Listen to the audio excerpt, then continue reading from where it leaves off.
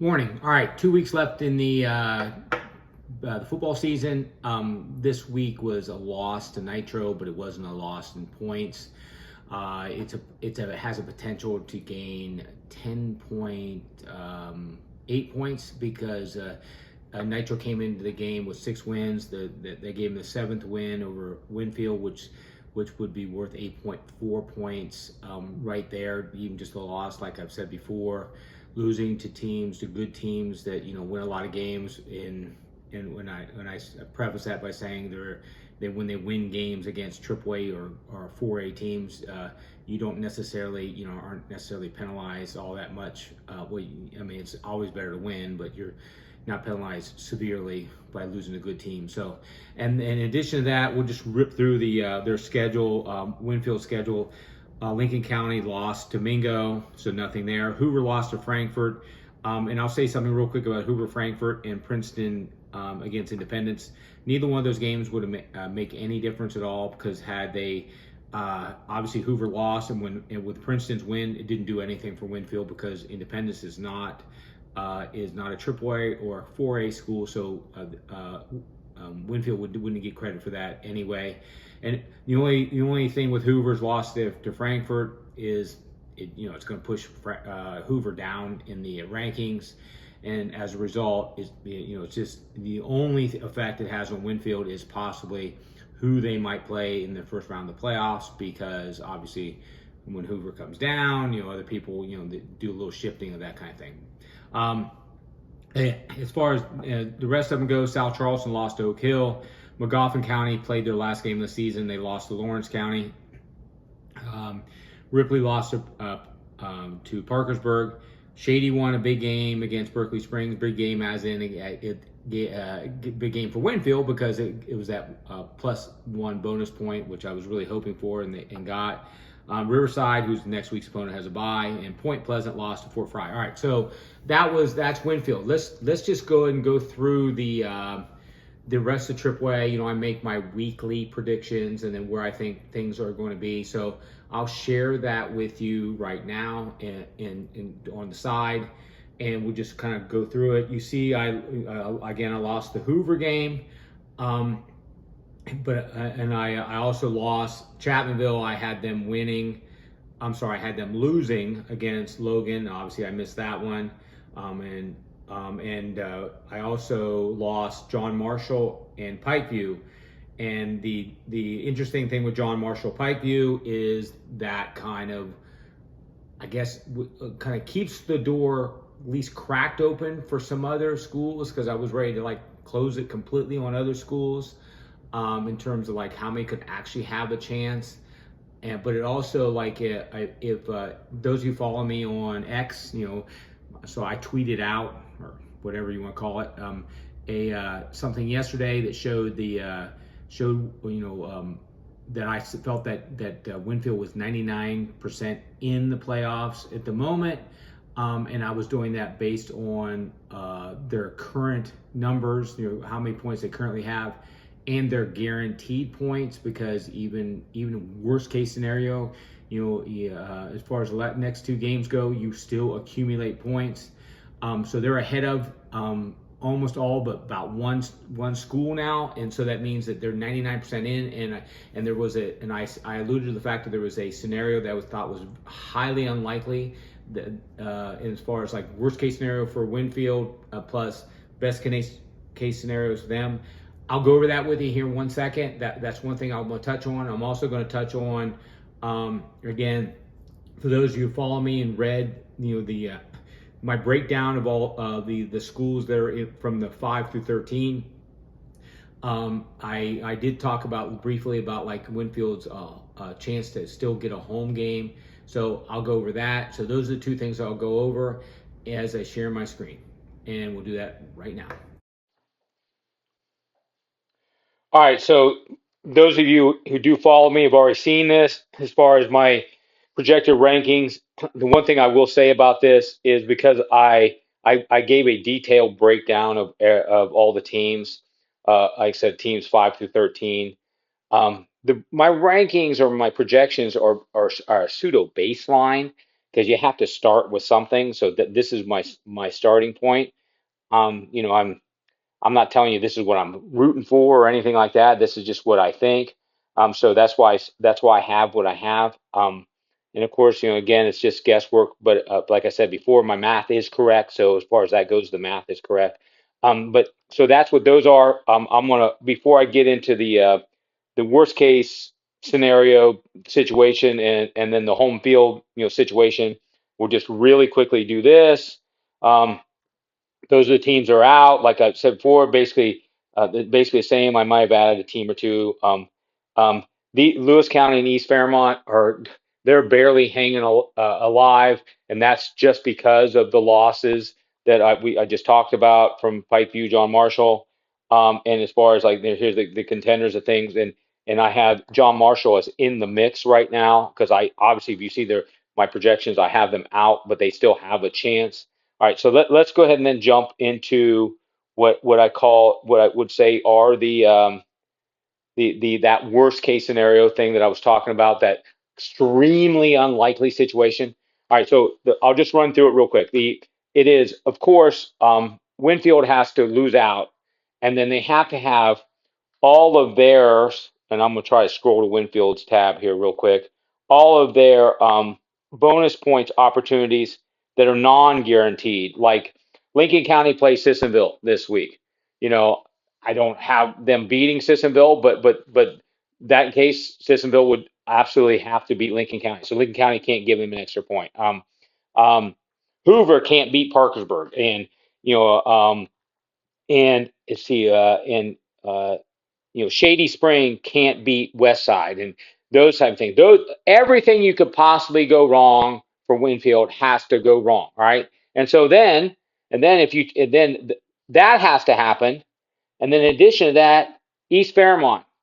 Um, I go to East Fairmont here, and East Fairmont plays Philip Barber this week, a very, very solid double A team. And yes, I have projected them to lose, if you can see. And then I have them projected to lose to Fairmont Senior. They have to win both of those games. They have to win both of those games, and then Winfield has to completely have implode and lose both of their games, and then have you know, have all their any potential points other than the ones that are guaranteed to them not happen. Um, and then in addition to that, I have John Marshall would have to beat Wheeling Park. That's also the other part of this thing. So that is why, you know, you may not agree with me, or maybe you might agree with me. That is why I consider them 99 point something in the playoffs right now, because they have enough points to beat everybody except for that what I would call an extremely unlikely situation. All right, last one, real quick. So before we get off this is the home field situation. The home field situation deals with, we talked about before, here's Elkins. They're going to have to find an extra point or so to get ahead of Elkins, because you see I have them 0.6 behind Elkins. I have them 125.6. You see Elkins in the reds, 126.2. But I have Elkins almost maxed out point wise in terms of like having their opponents win. So that has to happen for them, and I give a little more specifics in my breakdown, so I won't be redundant and talk about that here.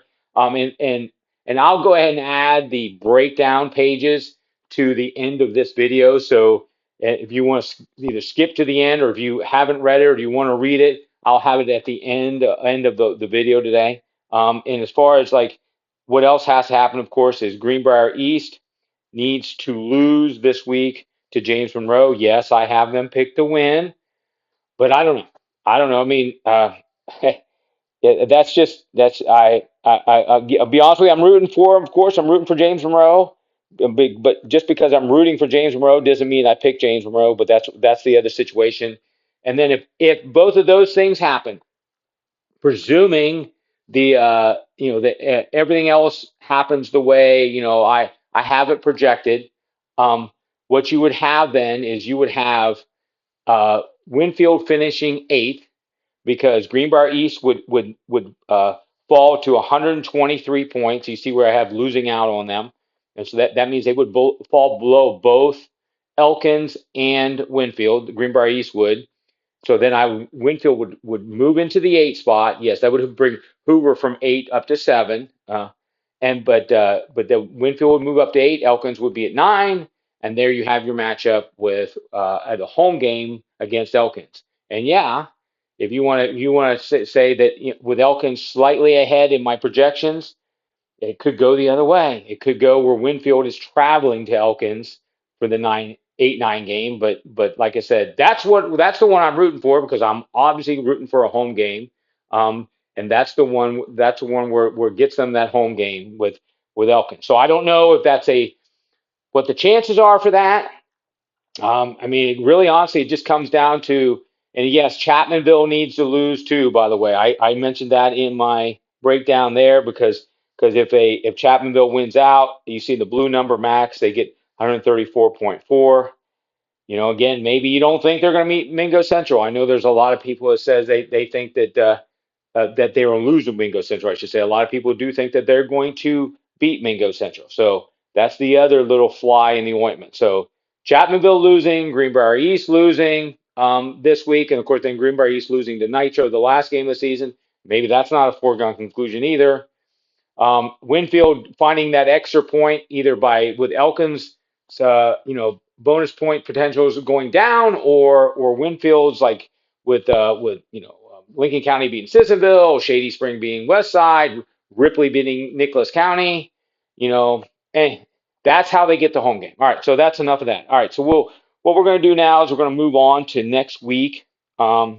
This week, this coming week, the end of this week. Look ahead to the schedule as far as the Riverside game, how many points that means. And I will say this real quick, that I'm not going to give you a projection like I've done, like I just showed you with as far as on this video, but I am going to tweet it out later on this week. I'll give you my projection as far as who I think is going to win and lose, and far as the AAA class, and then what the numbers should look like after week 10. So we'll go ahead and move on and look at this week's schedule, and then again I'll show you. I'll leave my breakdown here at the end of the video. All right, so as far as this week goes, obviously Winfield travels to Riverside being a 4A team that's worth 15 base points plus the 2 wins they have so far. So that's a 17-point potential with a victory, and that is more than enough to absolutely 100% secure them being in the playoffs. Like I said, like we just talked about, I think they're 100% in now anyway. Based on an unlikely wild scenario that would keep them out. But other than that, just kind of already talked about, Lincoln County's at Sissonville, so we're rooting for Lincoln County there. Parkersburg's at Hoover, we're rooting for Hoover there. Spring Valley's at South Charleston. I don't think South Charleston's going to beat Spring Valley, but if they did, that would be good in a couple instances, because it would drop Spring Valley, and I don't know where. I'd have to reevaluate the numbers to see who potential playoff component would be then, because that would kind of throw a big monkey wrench into that. But Magoffin County's done after their season's over. Princeton's at Hurricane, obviously rooting for Princeton. Shady at West Side, that's the one where I picked West Side, but man, we'd like to have Shady get that one there, just like I said with Lincoln County and Sissonville. Ripley at Nicholas County, again, another one that I think there's potential there. Capitals at Nitro, definitely rooting for Nitro there, because obviously those points are needed, and I've already counted those in. That's part of that the separation with Elkins, I've counted those in. And Point is at John Marshall. I just don't see that one happening for Point. Point's just not played very well this year. Sorry, that's it. So we'll see where we are after week number 10 with only 1 week to go. So this is we have got one of these left, one show left to talk about Winfield's playoff and everything. And next week, hopefully, we're narrowing it down even more. We're saying obviously they're absolutely in, and we're seeing exactly where we're going to be headed, or hopefully home for the playoffs. Hopefully Greenbrier East loses. So we'll see you next week, and stay tuned. Go ahead. I'll scroll through that that Google Doc real quick. So if you want to stay tuned for that and just read through that, you can pause it, but I'll scroll through it so you can see it.